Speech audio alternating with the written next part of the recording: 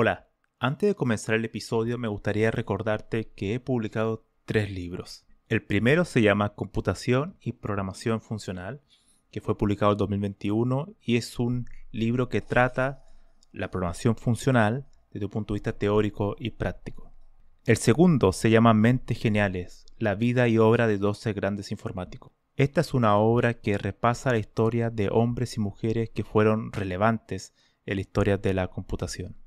Y el último, el más reciente, se llama Principios de Programación, donde explico una nueva forma de entender la programación a través de 8 conceptos. Todos estos libros se pueden encontrar en librerías en España o en Amazon, y también en Latinoamérica se puede encontrar a través de Mercado Libre y Busca Libre. Para más detalles pueden visitar mi sitio web camilochacon.com. La conversación de hoy es con Óscar Fernández Sierra, un informático, pero es mucho más que eso, es también un gran humanista. Y hoy conversamos sobre muchas cosas, sobre el valor de ayudar, sobre el valor de las relaciones humanas, sobre la importancia de aprender y sobre también el significado de la vida, si es que lo tiene. Sin más que añadir, acompáñenme a este episodio que es probablemente uno de los más humanos que he realizado. Y estoy seguro que ustedes también van a poder sentir la gratitud de escuchar a personas como Óscar. Compartan este episodio y no se olviden de suscribirse a este podcast. Hola Óscar, un gusto tenerte por acá. Bueno, igualmente, Camilo. Bueno, decir a nuestros... Sí, antes de darte el pase, me gustaría abrir paréntesis para que nuestros oyentes supieran que, bueno, y también aprovecharte de darte las gracias porque Óscar ha sido una persona realmente brillante para mí, en el sentido que me ha dado sugerencias valiosas en mis libros. En algún momento me envió un email con sugerencias que sí, indudablemente han sido maravillosas, y además que me ha compartido mucho material de distintas cosas que él va aprendiendo. Así que primero que nada quería darte esas gracias públicamente. Así que Óscar, realmente un gusto para mí tenerte por aquí. Bueno, pues para mí también, y sobre todo yo lo que quiero es que la gente entienda la importancia de que lo que sabemos tiene que llegar al resto de las personas y ser útiles, ¿no? Entonces, todo lo que aprendamos y podamos compartir y sea de utilidad para los demás es una satisfacción ya directamente para mí, independientemente de que la persona que lo reciba le pueda ser útil o no. O sea que en ese sentido es un placer. Totalmente. Bueno, como lo hago con todos mis invitados, me gustaría comenzar por el principio, ¿no? En el sentido de cómo surgió tu vida, por así decirlo, asociada a la informática. ¿Cuál fue el momento que tú viste que este mundo de la tecnología o la programación iba a ser algo que iba a ser parte de tu vida, ¿no? Hombre, de esas cosas yo creo que cuando lo vemos, por lo menos en mi caso, no fue una cosa que digamos que te dé cuenta de que te vais a dar cuenta qué importancia va a tener luego en mi vida, ¿no? Aunque bueno, en principio, haciendo así un poco memoria, pues podía pensar, digo, no, pues mira, cuando en el colegio de mis primos organizaron una conferencia, digamos, para que gente así relativamente joven pues tuviera contacto con los ordenadores de la época del Spectrum o del ZX81, pues ahí sí lo vi, o luego un poco el uso de las calculadoras programables de Casio, pero realmente, digamos, cuando empecé a tener más contacto y vi que me gustaba, fue en la carrera. Yo hice ingeniería industrial y en tercero de carrera fue cuando hubo la primera asignatura de informática que nos enseñaron Pascal, ¿no? Y a partir de ahí ya pues me picó el gusanillo, ¿no? Y todo lo demás, pues bueno, pues luego en las asignaturas de la carrera, yo hice la rama de automática y electrónica, pues había cosas de microprocesadores, del ZX80, el 68000, y de asignaturas relacionadas con métodos matemáticos, métodos numéricos. Y en esas, digamos, fue un poco el origen, ¿no? ¿Estaba hablando en qué año fue eso, más o menos? Empecé en el año, o sea, pues cuando llegué a la parte de informática podría ser a lo mejor en el 86 o algo así, 85, 86, algo así.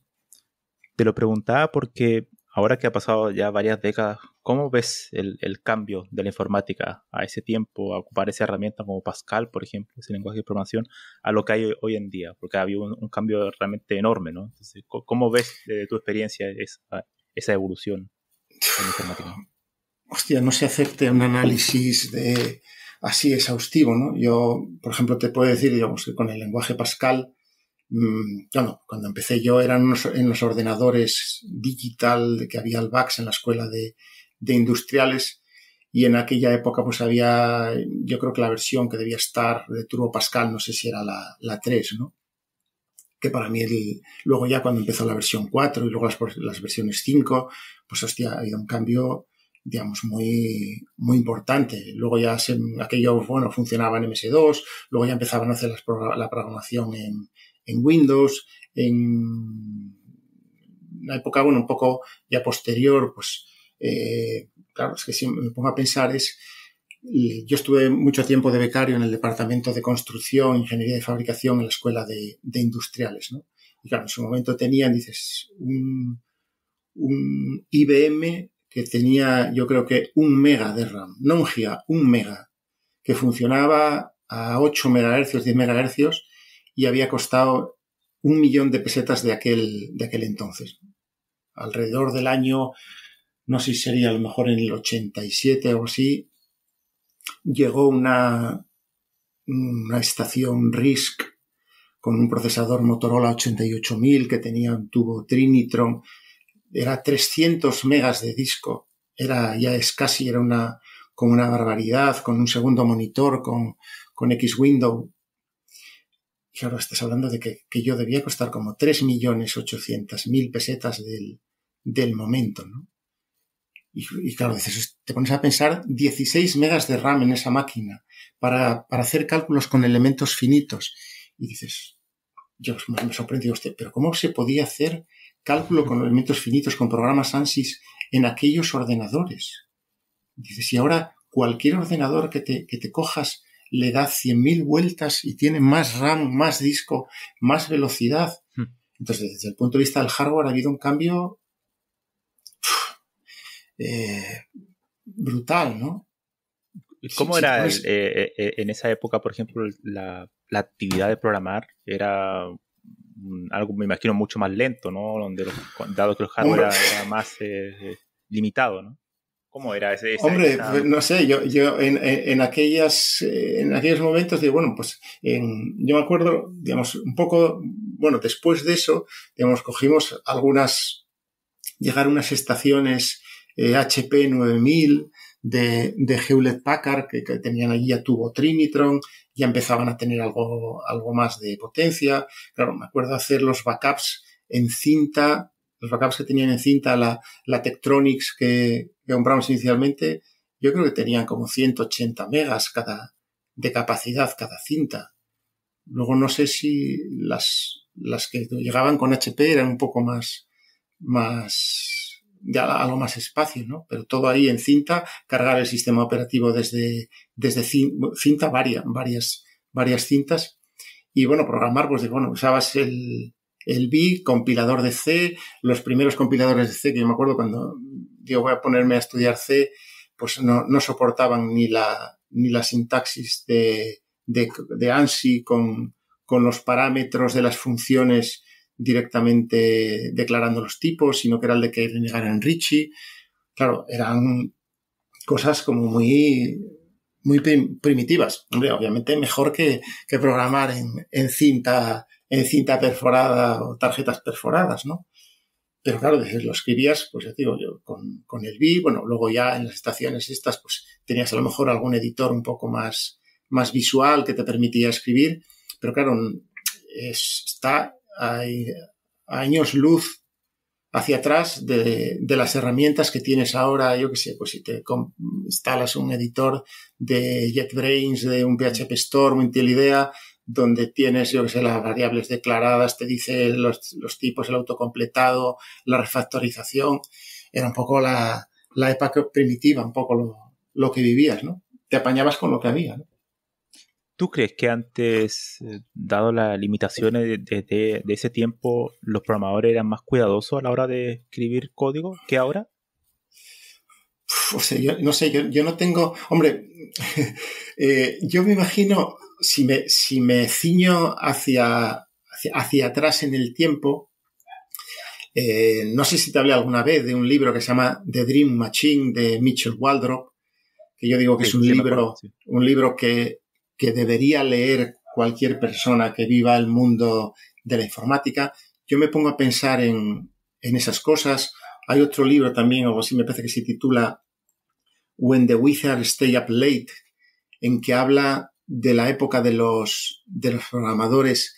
Yo me acuerdo, bueno, habla un poco, yo creo que es la historia de los primeros routers de Internet, creo que eran de Honeywell, y hablaban de cómo los construían, de cómo los llegaban, todo aquello cableado. Y yo me pongo a pensar, esa gente tenía que ser lista, paciente, no sé qué cualidades describir para ser capaces de hacer lo que hacían, ¿no? Y no te quedaba más remedio que andar pensando mucho en las cosas que ibas a hacer, ¿no? Me acuerdo de haber leído, por ejemplo, de Steve Wozniak, cómo él había empezado a hacer sus diseños y sin tener cosas que construir, pero que había pensado horas y horas hechos diseños, algo así. Entonces, cuando se enfrentaba luego a la parte de la verdadera construcción de lo que tenía que hacer, ya tenía mucha batalla ganada.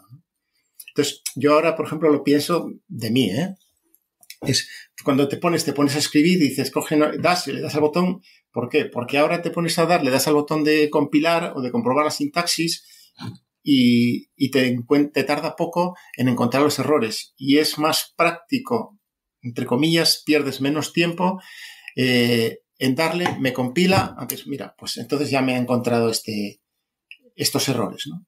Yo creo que antes la gente, claro, yo me pongo a pensar, digo, en las ventajas que he tenido por la época en la que he vivido.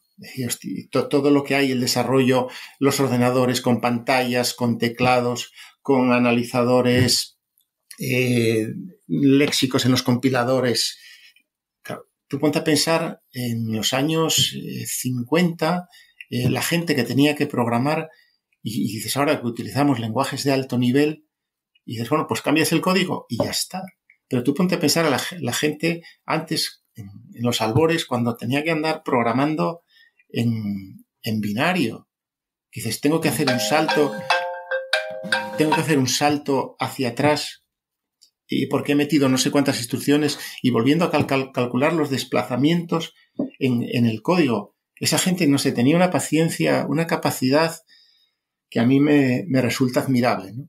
Ahora somos unos flojos en comparación con aquella gente que en realidad eran muchos mezcla de ingenieros con informáticos, no sé si matemáticos, no sé, yo creo que aquella gente tenía que pensar bastante más las cosas que había que hacer, ¿no? Nosotros ahora, gracias un poco a lo que diría JCR Leader en The Dream Machine, con la visión que tuvo acerca de lo que él pensaba que podría ser la informática y la interacción hombre-máquina, ahora somos unos privilegiados a la hora de decir, yo escribo un teclado y me saltan los errores con muchas ayudas. Obviamente ha tenido que haber una evolución y todas esas cosas que han ido mejorando nos ayudan a simplificar lo que es la programación, ¿no? Y a que mucha más gente tenga acceso. Yo pienso, claro, yo, en aquella época no podría haber sido programador porque no soy lo suficientemente listo, ¿no?, para ello. Hoy en día, claro, como bien tú dices, hay tantas posibilidades que se traducen en mayor cantidad de herramientas, no solo de herramientas, sino que también de un ecosistema mucho más rico. Hay tutoriales, libros, al por mayor. Hmm. ¿Cuál crees tú que es una estrategia que se puede usar para filtrar la información? Porque parece ahora que ya no es que falta información, que ese sea el problema, sino que el problema es elegir cuál es la información, la herramienta que sea realmente útil. ¿Tú qué opinas sobre eso, de saber filtrar, ¿no? Hombre, lo que comentas sobre la cantidad de información es real, ¿no? Digamos, antes el acceso a la información, lo pienso desde el punto de vista, digo, yo he nacido, bueno, yo creo que he nacido en la mejor época que se podía haber nacido en la historia, ¿no? Yo soy del año 65. Y digo, alrededor de ahí yo creo que somos unos privilegiados por haber vivido en esa época de la historia en que hemos vivido, ¿no?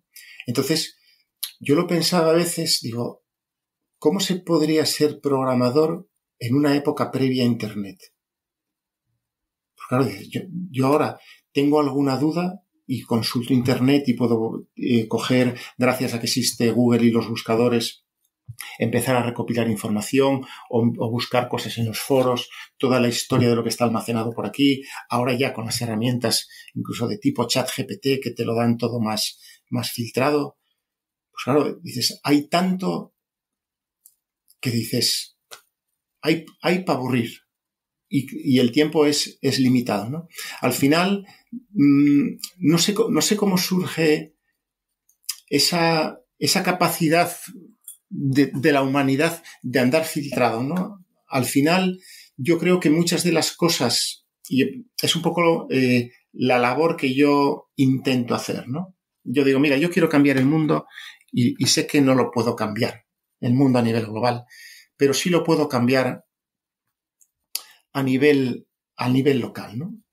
Y entonces yo lo que intento es, lo mismo que te mando a ti, Camilo, mira, yo pienso, cada cosa que descubro, yo la distribuyo. Digo, lo distribuyo selectivamente, ¿no? Yo, pues, con mis amigos y antiguos compañeros, profesores en la Escuela de Industriales, yo tengo listas para la Universidad de Oviedo de mis compañeros, tengo las listas de Uniobi matemáticos, Uniobi eléctricos, Uniobi electrónicos, Uniobi expresión gráfica, Uniobi informáticos. Y entonces cuando encuentro algo, se lo mando. A ti te lo mando por WhatsApp o te lo mando por Telegram. Y lo que quiero es crear una especie de modelo de ejemplo de comunidad donde todos estemos dispuestos a compartir las cosas que descubrimos. Porque de esta forma puedes descubrir verdaderos tesoros. Yo lo intento así y lo que me gustaría es que esa gente aprendiera y a su vez, no solo por mí, sino que lo siga distribuyendo, ¿no? Yo lo que espero cuando mando algo que me parece útil o que puede ser útil a un determinado amigo, compañero, profesor, alumno, que él aprenda ese modelo y siga la cadena, ¿no? Necesitamos que la información fluya y que llegue a todas las personas a las que les puede ser útil. Por ejemplo, yo voy a la escuela de ingenieros y me encuentro un profesor, Viti, Óscar, ven para acá, que te voy a dar un beso en el culo. Digo, porque llevo yo un tiempo buscando un libro de Bluetooth de baja potencia y no te lo pido y vas tú y me lo mandas. Yo eso es lo que quiero.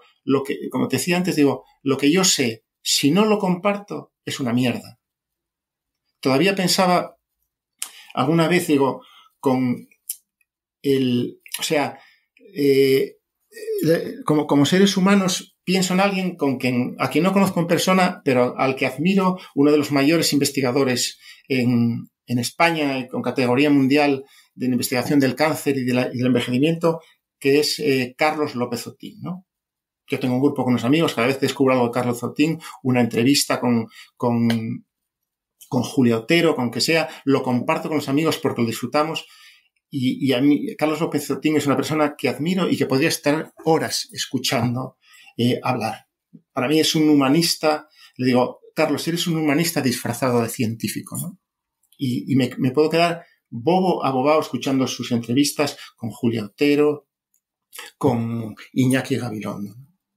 Necesitamos que lo que sabemos se comparta. Entonces, te llegan referencias por Google, descubres, tienes que hacer una labor de investigación de ver si eso realmente ves que encaja o puede servir, o es una moda, o es algo que realmente puede tener utilidad.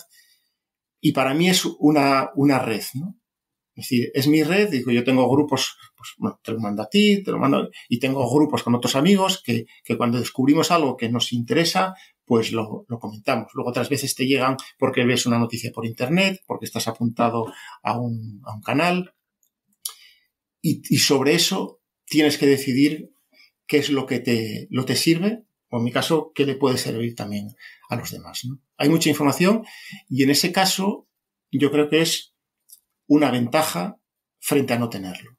Es preferible que haya mucho y haya cosas que te puedas perder y que tengas que hacer esa labor de limpieza, de búsqueda, pero bueno, forma parte un poco del aprendizaje, ¿no? Esa es una de las cosas que me da curiosidad, en el sentido de que tú si bien me compartes muchas cosas y todas las cosas que me compartes son de buena calidad. Entonces esa es mi siguiente pregunta, en el sentido de ¿cuáles son los patrones que tú ves más o menos? Porque yo creo que ya cuando has leído muchas cosas durante los años, hay cosas que ves en un libro que dicen, aquí realmente esto se ve interesante y esto no. ¿Cuáles son esas especies de variables que tú vas revisando en un documento o un recurso cualquiera? No sé, yo en estas cosas, o sea, no tengo unas reglas que son, mira, estas son mis reglas y te las puedo explicar. A mí, las cosas que digo, las cosas que me interesan son las cosas que cambian mi vida. O sea, mi vida sin mis libros, la historia sin mis libros, yo no sería ni de lejos la persona que soy, ¿no? O sea, las cosas que yo he aprendido, lo que me ha impactado en la vida, lo que me hace darme cuenta de lo ignorante que soy. Como yo, por ejemplo, le digo a la gente, digo, mira, yo ya sé que soy ni puta idea. Como diría mi amigo Chema de Málaga, antiguo compañero en el mundo.es, ¿no? Es una palabra que se llama ni puta idea, que es una palabra que resulta que no tenemos ni idea de las cosas. Yo ya lo sé, pero leyendo todavía me doy cuenta más de lo que soy y de que y necesito encontrarme libros que me hagan darme cuenta de lo ignorante que soy, ¿no? Es decir, por las cosas que quiero leer, las cosas que me interesan, no tendría tiempo ni en 7 vidas que viviera, no tendría ni tiempo a leer las cosas que tengo. Creo que alguna vez a ti te mandé el concepto que comenta Nassim Nicholas Taleb en el libro El Cisne Negro, cuando habla de la antibiblioteca de Umberto Eco, ¿no? Es decir, la antibiblioteca son aquellos libros que no he leído, que no hemos podido leer todavía, que significan todo lo que ignoramos, y esas cosas son más importantes que las que hemos leído, ¿no? Porque además son más grandes, ¿no? Las cosas que me faltan por leer, y no me va a dar tiempo antes de morirme, son muchas más que las que quiero, pero tengo interés en ello, ¿no? Entonces yo leo libros que me cambian mi vida, libros que me hacen llorar. Yo hablaba no sé si conoces la película Invictus, que habla de la vida de Mandela, de Morgan Freeman y Matt Damon, ¿no? Esa película se basa en un libro de John Carlin que se llama Playing the Enemy, en español se tituló como El Factor Humano, ¿no? Y claro, yo estoy leyendo un libro como El Factor Humano y leo los libros y se me caen los lagrimones. Me hacen llorar de la emoción. Y digo, y para mí eso es la vida. Las cosas importantes en la vida no es tener más dinero o tener más dinero. Entonces, esas cosas son las que me guían. Yo cuando elijo, digo, lo digo para mí, ¿no? Digo, tengo en general muy buen ojo a la hora de elegir los libros que decido leer. No me acordaría en principio ahora prácticamente de ninguno que digo, mira, lo voy a leer y luego no me convence. El único que me viene ahora a la mente es me parece que se llamaba no sé, algo como Las aventuras de Mamá Grande, no sé qué, de García Márquez, que lo leí y digo, vaya rollo. Y entonces un libro si no me interesa, lo abandono. Pues prácticamente yo literatura no suelo leer, digo, hay muchas cosas en la vida que aprender útiles que son el ensayo y prefiero leer libros de ensayo aparte de los de informática, ¿no? Entonces mi guía es ¿qué puedo aprender de aquí? cómo va a cambiar eso mi vida y luego esto cómo puede ayudar eso a cambiar la vida de los demás, ¿no? ¿Qué consejo le darías a alguien joven que está metiéndose en el tema de la informática y quiere estar conectado a esta información? ¿Por qué lo digo? Porque muchas personas están conectadas a Internet, pero en realidad pareciera que estuvieran desconectadas, en el sentido de que no aprovechan Internet y la riqueza que tiene, sino que lo ocupan para cosas que probablemente no los enriquece como persona, ¿no? Entonces, ¿cuál crees tú que es la estrategia para estar conectado a esta información que está disponible en esta red? Es que no sé qué decirte, Camilo, porque es que Internet es útil y a mí me sirve muchas veces como complemento para buscar más información, ¿no? Yo creo que vivimos actualmente en un mundo más complicado que cuando yo era pequeño, ¿no? Cuando yo era pequeño, pues jugabas a las chapas, a las canicas, en la playa, con la arena, cogías un cristal y en una bisagra de una farola te hacías un cristal redondo para jugar. Y para mí la lectura pues era una forma de empezar de diversión bastante sencilla, ¿no? Ahora, con todo el tema de las pantallas, las tabletas, los juegos, los videojuegos, todas esas cosas, yo creo que a la gente le es mucho más complicado centrarse, ¿no? Entonces, el bagaje que tenemos de la historia que hemos vivido de pequeños y cómo has ido creciendo y adoptando una serie de cosas cuando ya tienes una personalidad un poquitín más asentada y más formada, yo creo que esa época, digamos, para nosotros o nuestros padres ha sido mucho más fácil, ¿no? Entonces, en el tema de la informática, es que para empezar, digo, mira, me gusta las cosas que haces y el enfoque que percibo, no sé si es correcto o no, pero percibo en ti, y creo que no me equivoco, es que la vida no es la informática, la vida es otra cosa. La informática es una parte, pero hay unas cosas alrededor de la vida que es la componente humanística y ese enfoque que yo percibo en ti, que yo creo que es un enfoque bastante más interesante, pero que no sé si somos capaces o vamos a ser capaces de transmitir a las nuevas generaciones, ¿no? Entonces, para empezar, no haría falta ni Internet. Es decir, hay cosas que para mí son más importantes en el sentido que son los libros. Bueno, yo tengo muchos libros comprados en Internet, en Kindle, y que los leo en un móvil, porque es más fácil, el móvil siempre va conmigo. Si tengo un libro en papel, digo, sobre todo si es un libro de estudiar en que tengo que aprender, quiero un libro en papel, ¿no? Entonces, a la gente de la informática, no sé qué decirte, digo, que se compren libros en papel y que estudien en papel. Y luego, obviamente, Internet te va a poder dar muchos recursos, decir, mira, si me sirve, que tengo dudas, buscar en Internet, preguntarle a ChatGPT. Pero yo diría, siéntate con un libro de papel. Mira, en la pila, aquí en el hall de casa tengo 2 pilas de libros que son de por lo menos de 60 centímetros de alto, que ya me extraña que hace tiempo que mi mujer no me riña, que me riñe periódicamente, porque yo voy a la compra y voy por la calle y voy leyendo. Y me da igual si es un libro de Git, que es de Perl, de compiladores, de lo que sea. Digo, yo quiero aprovechar mi tiempo. A la gente le diría, aprovecha tu tiempo.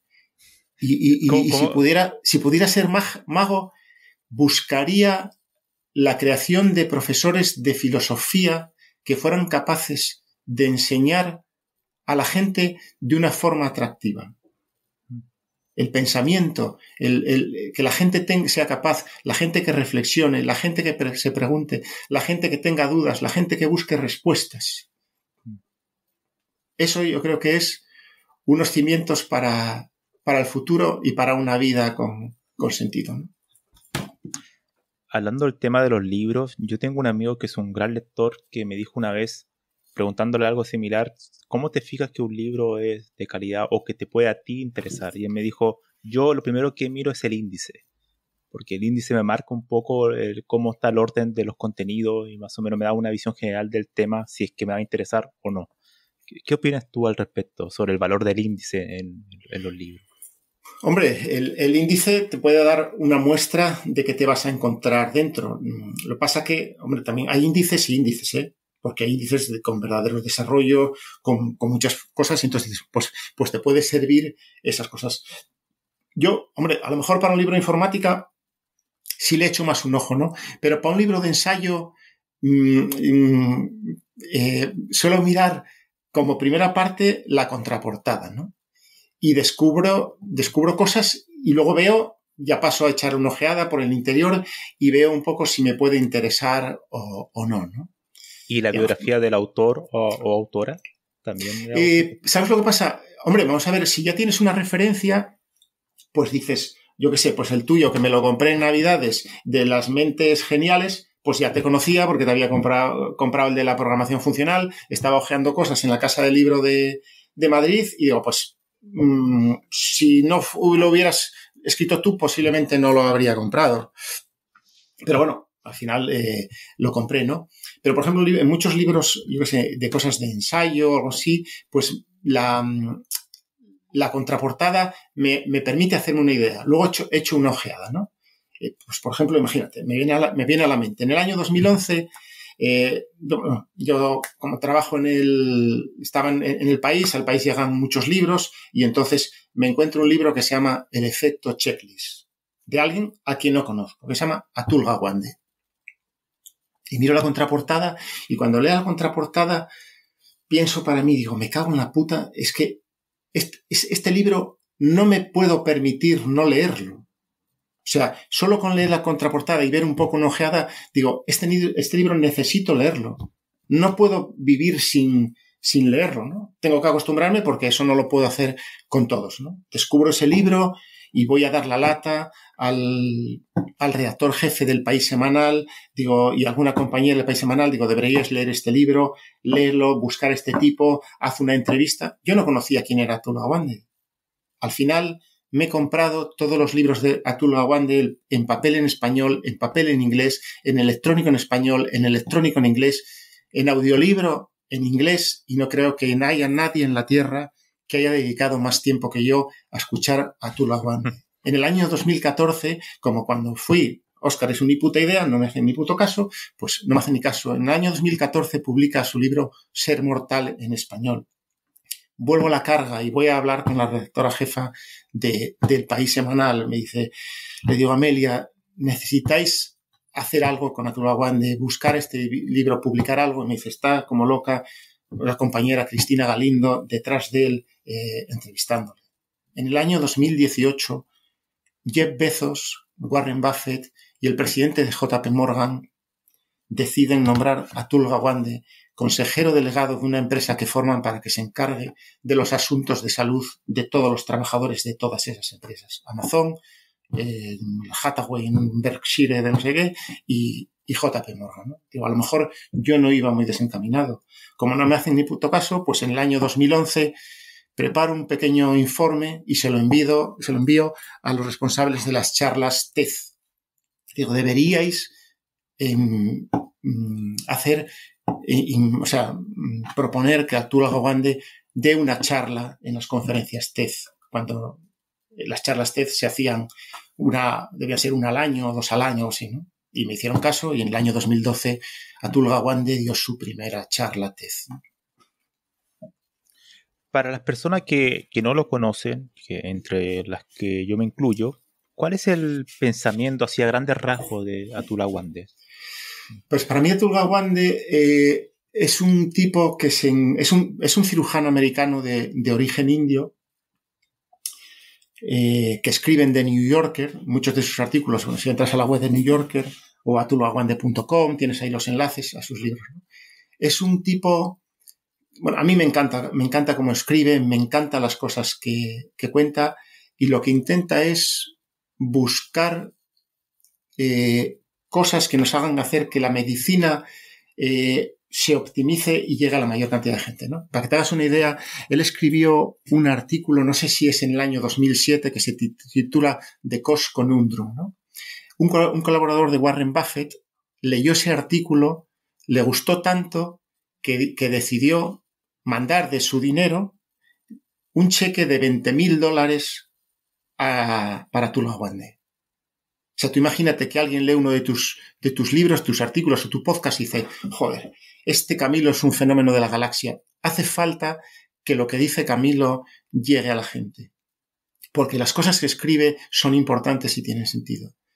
Entonces ese, a nivel personal, escribió un cheque, o sea, extendió un cheque suyo, de su dinero, de $20,000 y se lo mandó a Atul Gawande. Dice, Atul, quiero que recibas este dinero porque me parece muy importante este artículo de Cosconundrum, el donde hacía un estudio como si fuera de los beneficios diferenciales que tiene el dinero que inviertes en medicina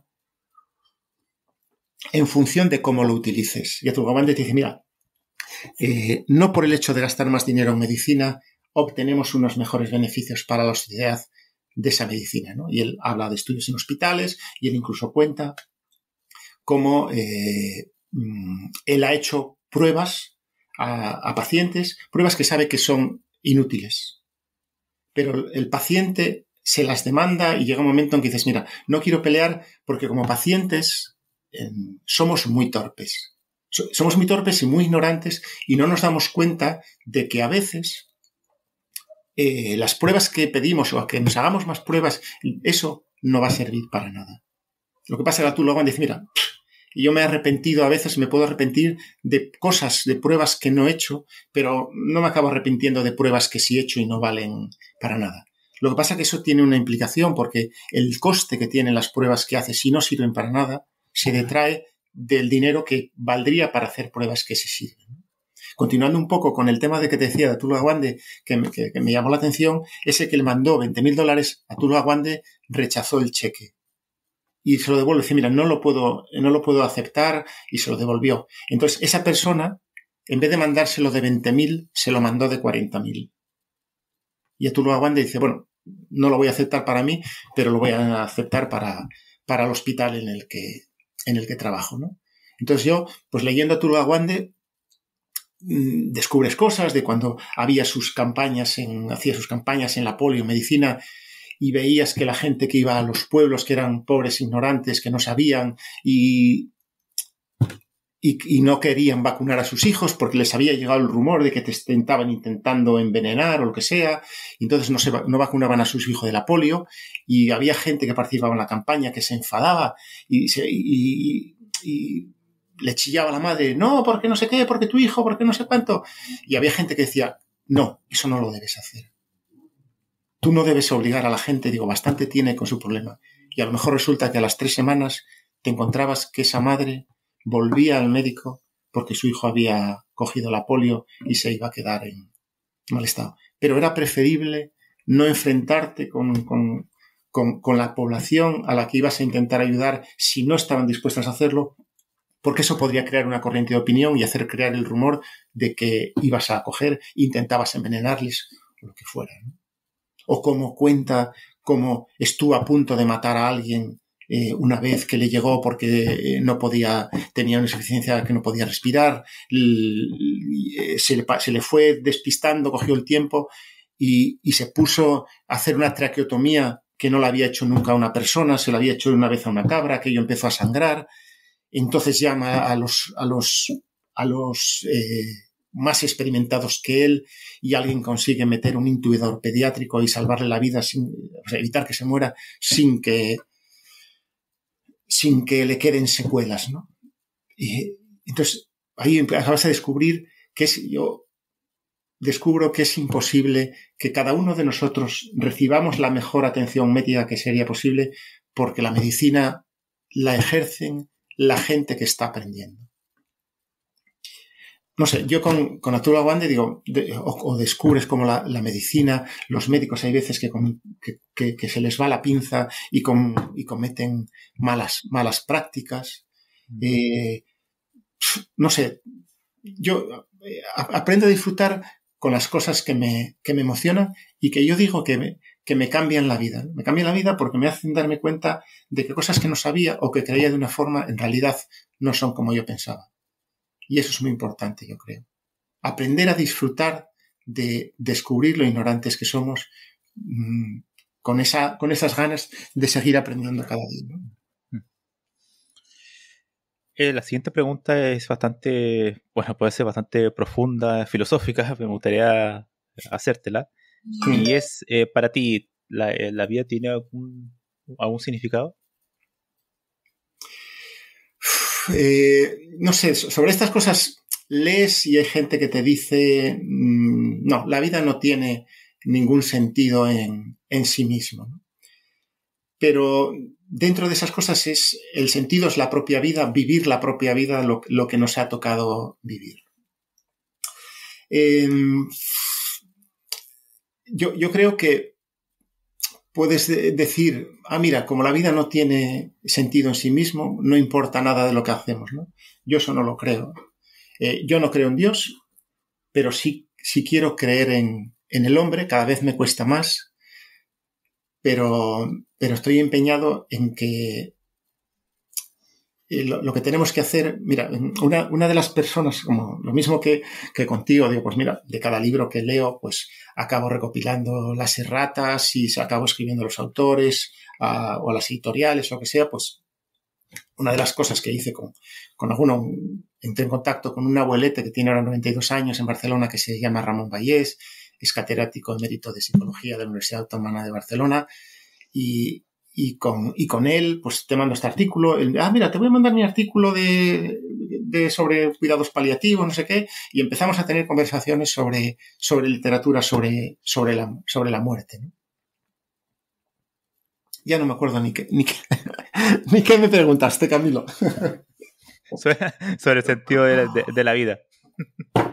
Pues mira, hay una charla en Aprendemos Juntos de Ramón Vallés, en la que menciona una frase de otro filósofo que alguna vez, digamos, tengo algún libro comprado, todavía no me ha dado tiempo a leerlo, pero vi algún vídeo pequeño que es de Bertrand Russell, ¿no? Y Ramón Vallés, en ese vídeo de Aprendemos Juntos, una entrevista que he visto 6 veces entera y que me encanta, con Jordi Nadal, Bertrand Russell dice: hemos venido a este mundo para aumentar el conocimiento y para aumentar el amor.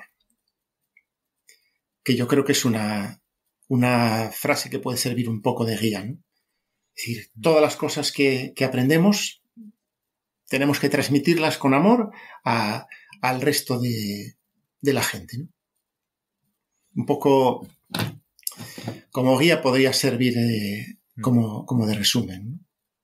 No sé si... Sí, continúa. Sí. No, dime. ¿Tú crees que la inteligencia artificial en su estado actual o en los próximos años, décadas, pueda mejorar nuestra forma de ser seres humanos? O sea, incluso aumentar el amor en el mundo de alguna manera. ¿O crees que va a ser más un peligro para la sociedad? Hombre, como potencial peligro está. Tampoco sé qué va a realmente ocurrir, pero yo sí creo que la mala gente utilizará la inteligencia artificial para hacer el mal, ¿no? Porque, claro, las cosas que se descubren, o sea, la gente todavía... esta mañana cuando salía a correr iba escuchando, mientras corría, un libro, no sé si conoces, Fluir, se titula Fluir, una filosofía de la felicidad, de Mihaly Csikszentmihalyi. Exactamente, sí, lo conozco. Sí. Y hablaba de cómo, pues, por ejemplo, cuando dices, tú te pones claro, tenemos las bombas nucleares. Claro, las bombas nucleares, cuando la gente se puso a pensar en el germen que luego dio a las bombas nucleares, nunca pensó en eso. Pensó como ejercicios mentales y de descubrimiento de las preguntas que te haces con la idea de conocer el mundo. Y lo que quieres es saber, encontrar respuestas. Se juntaban en una cervecería en Dinamarca, en Copenhague, y se ponían a hablar de esas cosas y vas descubriendo todo y al final eres capaz de generar una bomba atómica, pero es que esa bomba atómica también sirve para generar la electricidad, o sea, en las centrales nucleares, esos mismos procesos físicos controlados sirven para generar la electricidad de la que podemos disfrutar nosotros hoy en día, ¿no? Entonces, claro, a mí no me cabe duda de que hay gente que ya la estará usando y que la utilizará para hacer cosas que no son buenas para la sociedad, ¿no? Tampoco sé hasta qué punto va a llegar. Para aumentar el amor, podría apostar €1 a que no va a aumentar el amor. No, ¿sabes lo que pasa? Hay una frase que no sé quién dice, mira, no apuestes por FIA, que es más barato. Bueno, podría apostar 5 y 10, ¿no? Y seguramente no me equivoco. La inteligencia artificial no creo que vaya a aumentar el amor. Mira, me viene a la mente de Ramón Vallés, uno de los libros que creo que fue en Aprender a investigar, Aprender a cuidar, una frase, porque para mí el amor ocurre entre las personas, ¿no? Esa conexión entre personas es una de las cosas que más felicidad yo creo que nos puede dar en la vida, ¿no? En ese pasaje, y que es una de las cosas que yo creo que muchos médicos no conocen, no sé ni siquiera si lo van a ser capaces de aprender, es la componente humana de la medicina. Y en ese libro Ramón Vallés cuenta una anécdota que yo la leía y se me caían las lágrimas, ¿no? Dice, una paciente está en un hospital, una señora, ¿no? Y cuando viene el médico, esa paciente le dice al médico, la señora de la limpieza es muy rara. Y el médico le dice, pero ¿qué pasa? No sé, le hace algo, le molesta, tal. Dice, no, viene aquí y no limpia.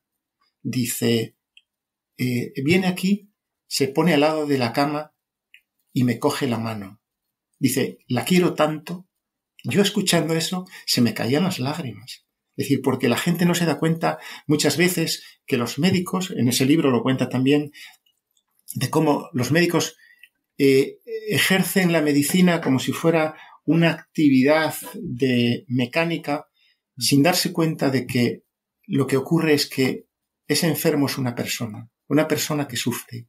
Y no solo sufre él, sino que sufre la gente que tiene alrededor. Y lo cuenta con ejemplos de un matrimonio de médicos que nunca se había dado cuenta de que alrededor de un enfermo que puede sufrir, también hay más gente que sufre, y lo viven en carne propia cuando su hijo pequeño se pone enfermo. Y en ese momento se dan cuenta. Entonces, ahí lo importante es que nos preocupemos de las personas, en ayudar a las personas. Uno de mis teoremas es que estoy convencido de que como mínimo el 95% de la gente no tiene ni puta idea en qué consiste su trabajo. Y cuando yo digo eso, la gente me mira con caras raras, y posiblemente sea normal que me mire con caras raras, ¿no?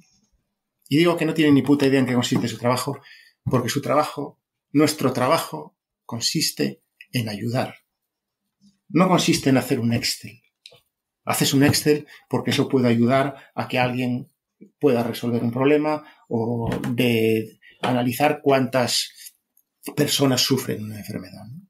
Mi trabajo consiste en ayudar a mis compañeros, a ayudar a los periodistas a que puedan publicar sus noticias en Internet. Consiste en ayudarles a resolver un problema si ellos están atascados y no saben, y yo les puedo echar una mano. El trabajo de un médico consiste en ayudar a sus pacientes a que estén en el mejor estado de salud. El trabajo de que te atienden en un supermercado consiste en ayudarte a conseguir los alimentos o la ropa. Y algún compañero me decía, Óscar, nunca había pensado de mi trabajo de esa forma, ¿no? Entonces, mira, yo te invito a que cuando tú pienses y tomes una decisión en el ámbito personal, en el ámbito profesional, decidas si la decisión que tomas ayuda o no ayuda. Y si no ayuda, posiblemente no sea la decisión correcta. Claro, la moraleja ahí es el valor de los pequeños gestos, ¿no? Y yo creo que también la importancia es que cuando tú ayudas, también te estás ayudando a ti mismo, ¿no? ¿Qué opinas sobre eso?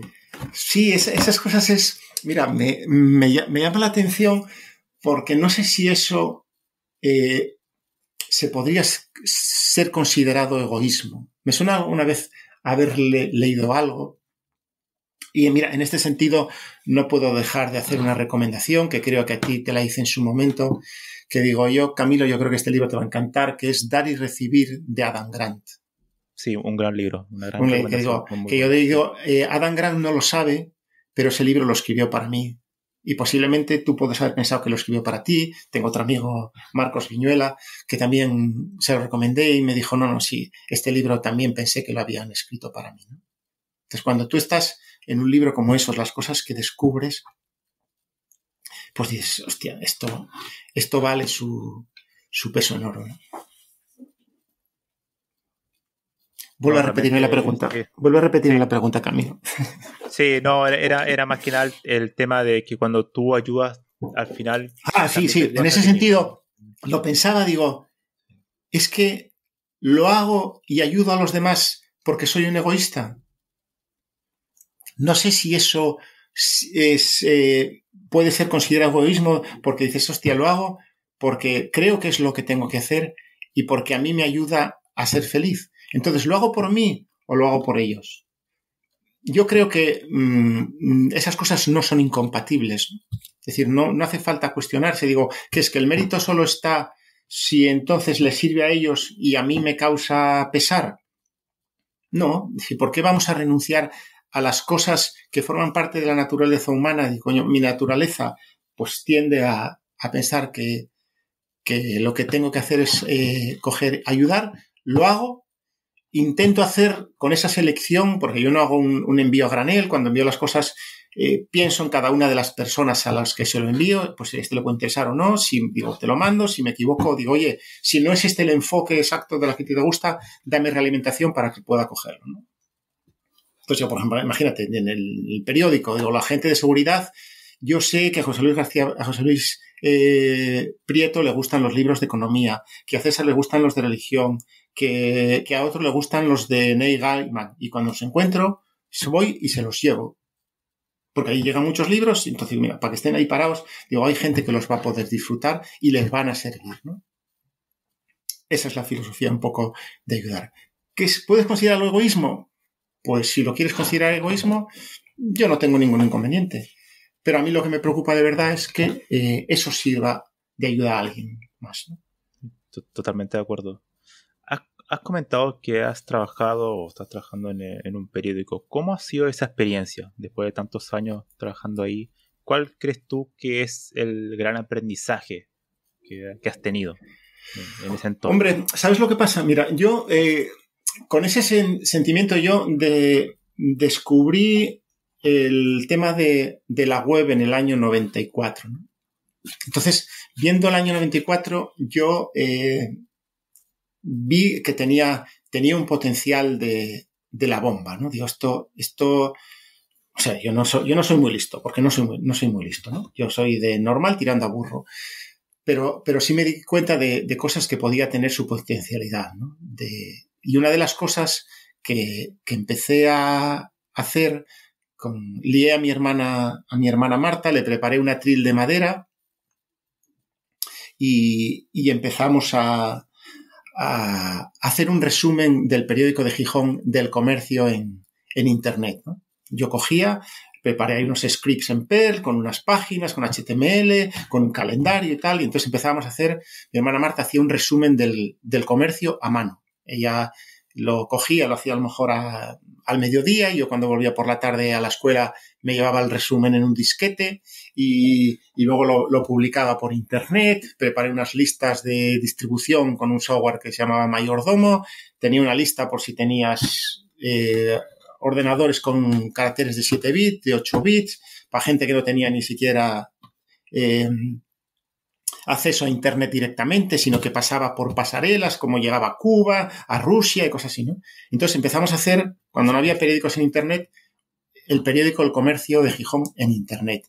Luego ya intenté hacer alguna cosa más ambiciosa, me puse en contacto con los técnicos del periódico, Pepín y Ezequiel, y yo pasaba por ahí por el periódico, podía a lo mejor ir un sábado que salía por ahí con los amigos y tal, y volvía al periódico, me pasaba por el periódico El Comercio a las 2, a las 3 de la mañana, estábamos por ahí, y luego empezaron a mandarme noticias de agencia. Entonces, para mí ha sido una sorpresa. Yo nunca pensé que fuera a trabajar en un periódico, ni fue mi intención. Pero al final ocurrió que en el año 2000, digamos, la competencia estaba entre el periódico El Mundo y y el periódico El País, la más gorda, ¿no? Entonces, como si fuera el periódico, El País hizo una especie de OPA que se llevó a los periodistas y a los técnicos y quedó ahí un hueco. En el periódico El Mundo pusieron a Gumersindo de la Fuente, que se hizo cargo de la parte digital, y entonces buscó a mi jefe, Raúl Rivero, que llevaba la web, y entonces él buscó quién, y empecé a trabajar en medios. Entonces, yo nunca pensé trabajar en medios, y al final he acabado en medios. Y la verdad que es una cosa de la que no me arrepiento porque me lo he pasado pipa. Y me lo sigo pasando pipa porque mi filosofía es la de poder ayudar, ¿no? Mientras siga pudiendo ayudar a la gente a que haga su trabajo, me lo he pasado muy bien, ¿no? Y como a mí me gusta tratar con las personas, me he pasado muchas horas en la redacción, hablando con los periodistas, viendo cómo trabajan, viendo sus ineficiencias, descubriendo cosas que eran para mí sorprendentes y que nunca hubiera descubierto si no me hubiera pasado muchas horas viéndoles trabajar, estando por allí con las noches con ellos, viendo cuáles eran sus necesidades. Porque yo creo que una de las cosas que pasa muchas veces es que los informáticos se dedican a la informática y no hablan con la gente. A mí ha sido una de las cosas que me sorprende, ¿no? Es decir, cuando alguien llama a lo mejor un periodista y llamaba a un técnico y el técnico dice, pero, ¿qué me dice? Pero ya no sé qué. Y que tú percibes que quien te llama te está tocando los cojones. Dices, no. Yo pienso, este no tiene ni puta idea a qué se dedica. Su trabajo solo tiene sentido en la medida que aporte valor y ayude a los demás a resolver los problemas. Esa persona que te está llamando te llama porque no funciona un editor y no puede trabajar.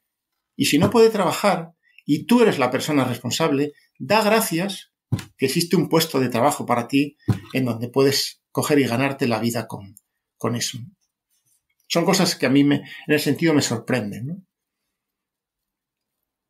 De hecho, hablando de eso, ¿cuál crees que son las cosas que debería tener en cuenta un informático? Porque eso, como bien tú dices, yo también lo he visto que son, en general, un informático, obviamente esto es una generalización, pero obviamente hay personas que no son así, pero que son más retraídos, por así decirlo, ¿no? En el sentido, el aspecto, ocupando el tema de las habilidades blandas, ¿no? Es un poco más débil. ¿Cómo crees tú que un informático tiene que desarrollar eso, mejorar ese aspecto de su profesión, por así decirlo? Hombre, yo creo que las habilidades comunicativas, digamos, son una parte importante para el trabajo, ¿no? Tú tienes que entender lo que te cuentan y tú tienes que ser capaz de explicarle a la gente con la que trabajas qué hay, qué no hay, cómo funciona, cómo no funciona, qué es posible, qué no es posible, ¿no? Claro, en ese sentido, cada persona es un mundo y cada uno puede decidir lo que es importante para él.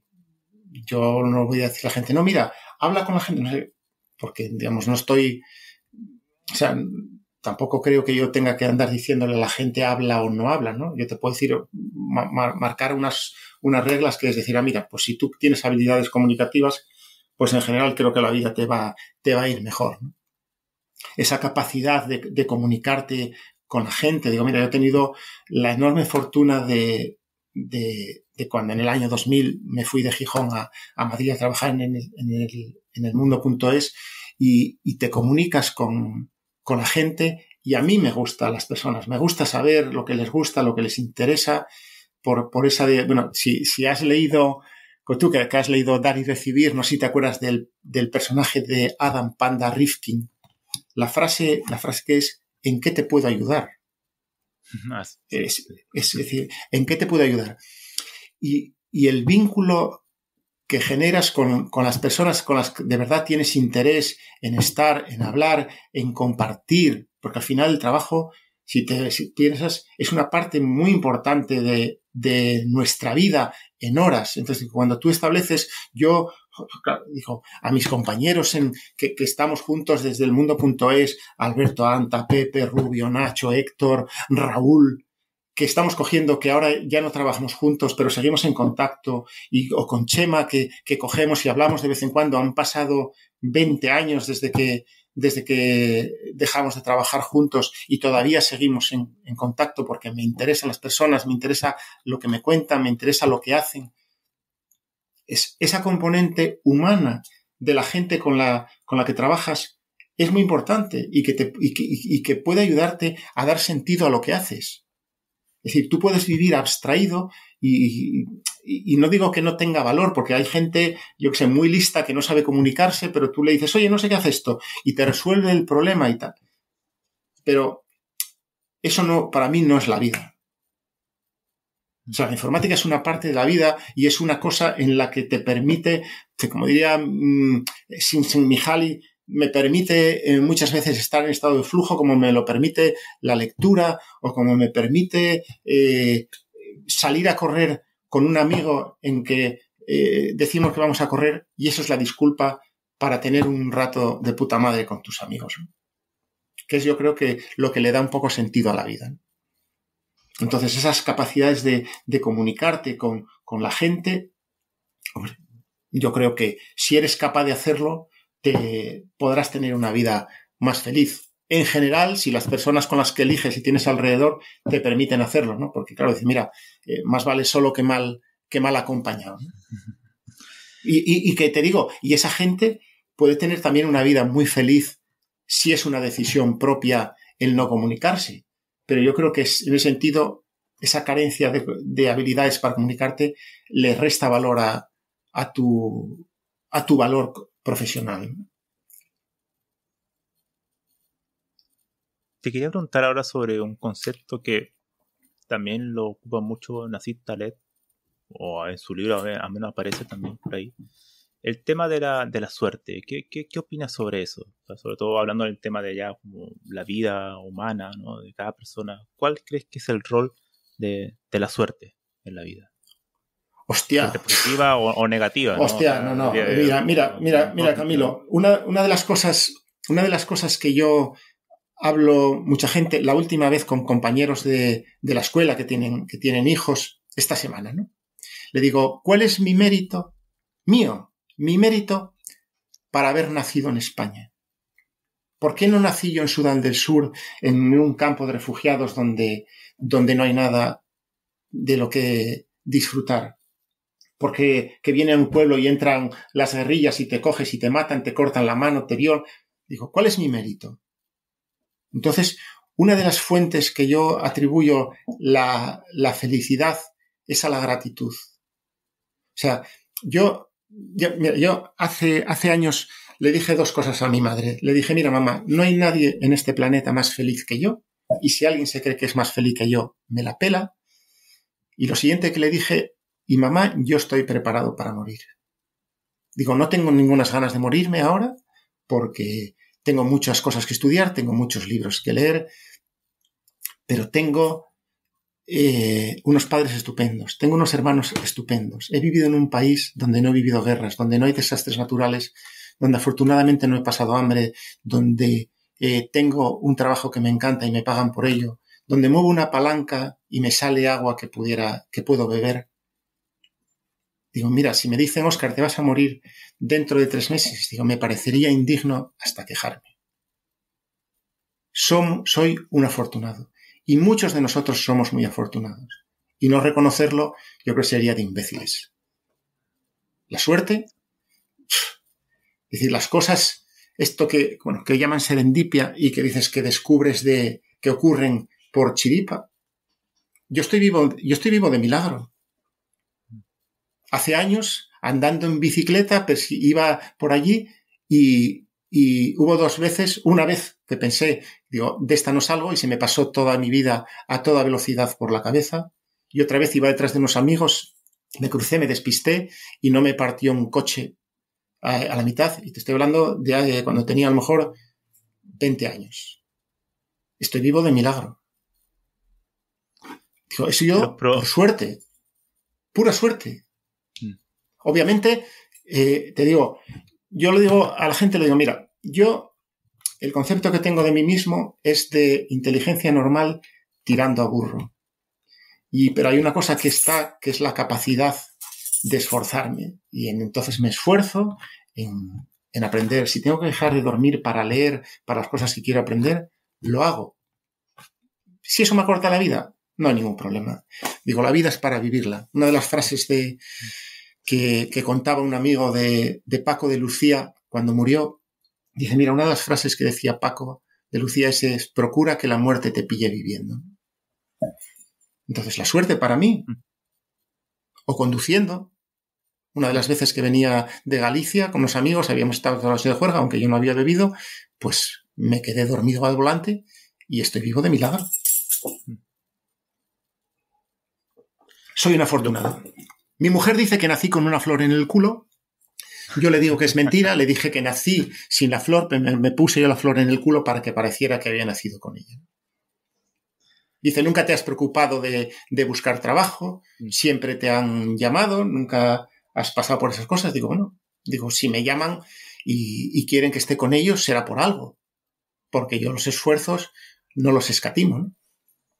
Que es la capacidad que está bajo nuestro control y que yo creo que es una de las cosas que hace falta que enseñemos a los niños, ¿no? Para mí la educación es una cosa que me interesa mucho y creo que a los niños tenemos que hacerles ver que cometer errores no es realmente un problema. Si no estás dispuesto a asumir que vas a cometer errores, entonces nunca puedes hacer nada.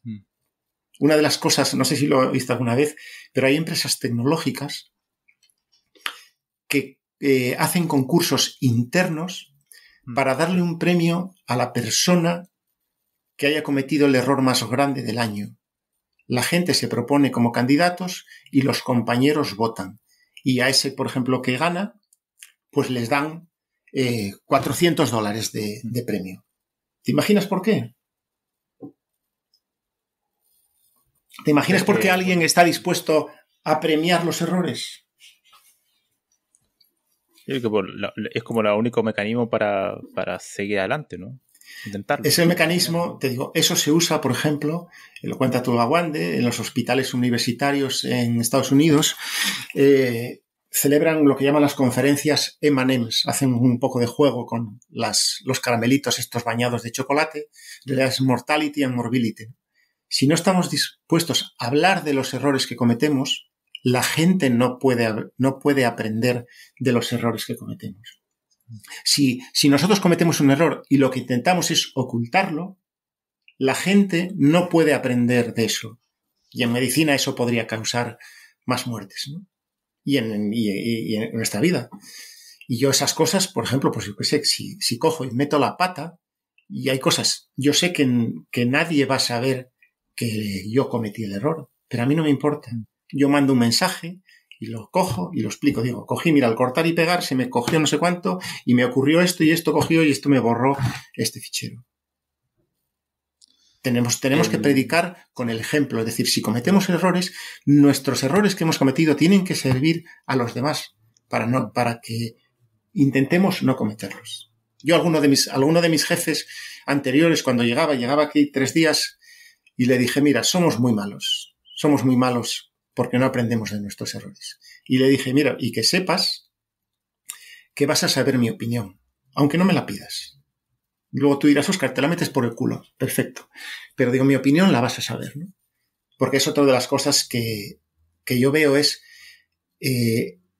la gente no le gusta escuchar las cosas que hacemos mal.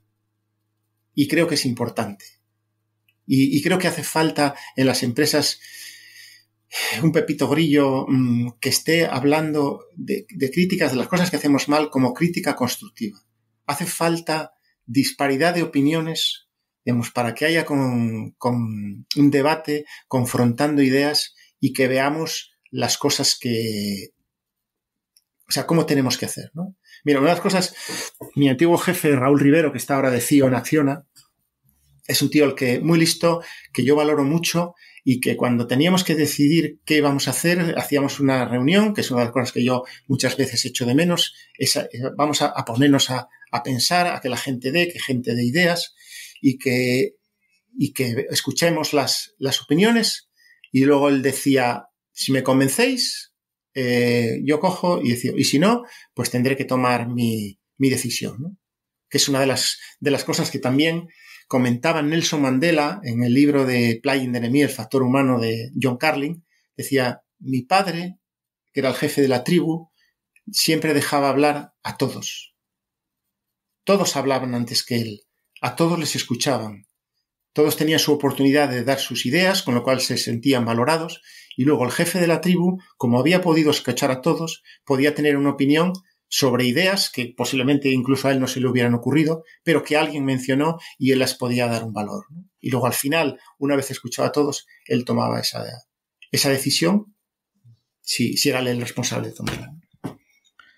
Todo esto que me has comentado me hizo recordar una frase que dijo el psiquiatra chileno Claudio Naranjo en algún momento cuando le preguntaron si realmente una persona puede realmente cambiar su vida sin tener algún tipo de problema o dolor, ¿no? Que al final parece ser que el ser humano requiere algún tipo de tristeza, algún tipo de problema en su vida para dar el cambio, ¿no? Para despertar, por así decirlo, ¿no?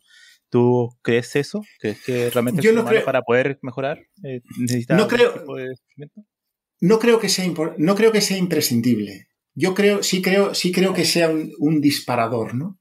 No sé si has leído la biografía Open del tenista Andrea Agassi,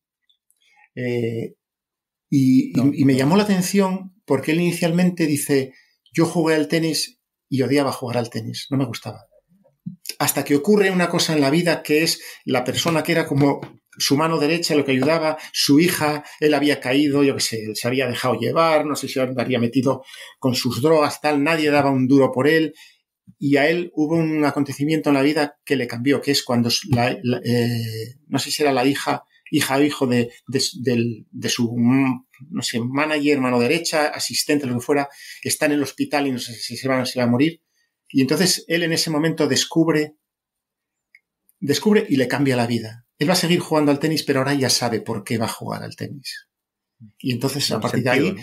El sentido de decir, yo tengo que utilizar el tenis para cambiar la vida de otras personas, de niños que están desprotegidos, ayudar, y tiene una fundación con su mujer Steffi Graf para la escuela, y descubres eso que dices, me cambia la vida, ¿no? Entonces, todavía, mira, estaba escuchando hace 2 o 3 días un trozo de un podcast de un periodista que escribe en El País, que se llama Rafa Cabeleira, y él recomendaba que a la gente le diera un infarto que no tuviera consecuencias muy graves, porque en ese momento es cuando dices, te empiezas a coger, empiezas a pensar en ti, en cuidarte, en andar, en caminar, en dejar de fumar, ¿no? Entonces, esa frase que me dices sí me sirve, pero yo no creo que sea condición necesaria. Digo, yo creo que es una cosa que ayuda. Cuando ocurre un hecho de estos así trascendente, importante, que te haga reflexionar, ¿no? Porque yo creo que puedes empezar a reflexionar sobre tu vida sin necesidad que te ocurra. Que necesites algo importante que te ocurra, pues te puede ser un disparador. Pero no creo que sea necesario.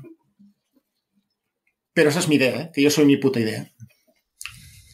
Bueno, Óscar, ha pasado el tiempo volando, la ha pasado realmente sumamente bien, he aprendido muchísimo. Yo creo que esta es una entrevista más humanista, por así decirlo, que he tenido este podcast, así que me ha encantado.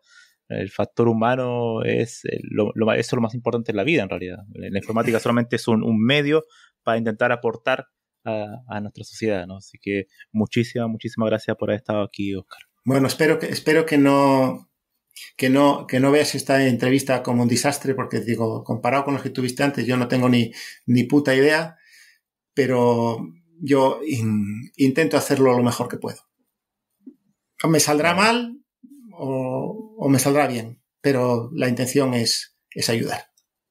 Créeme que a los oyentes les va a encantar esa entrevista, tanto como me ha gustado a mí, así que estoy seguro que nos vamos a volver a encontrar en una segunda parte. Así que muchísimas gracias de nuevo, Óscar. Nada, ha sido un placer, Camilo. Un abrazo. El gusto ha sido mío. Bueno. Y bueno, un saludo a todos nuestros oyentes que han llegado hasta acá, así que espero tengan un excelente día. Nos vemos.